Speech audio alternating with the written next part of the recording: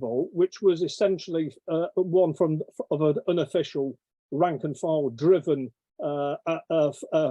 form, in which action often took place independently of national trade union officials, whose perceived unresponsiveness to workers' grievances, their advocacy of moderation and compromise, was often rejected by workers in favour of militant organisation and action from below.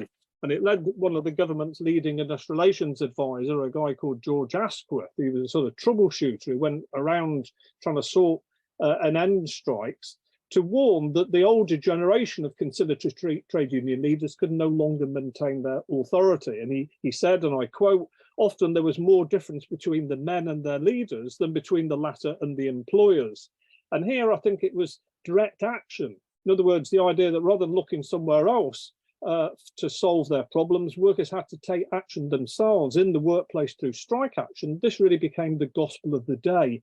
And therefore the strikes, you saw really a sort of belligerent working class self-confidence, the emancipatory nature of much of the strike activity, in which, although it was rooted around the issues of pay, of conditions, and of collective union organisation, invariably reflected much broader underlying concerns, with a demand for dignity, respect, control over working lives, and so on. And I think this was a feature which was beautifully captured by the Irish Transport and General Workers Union leader Jim Larkin, when he observed that Labour has lost its old humility and its respectful finger touching its cap.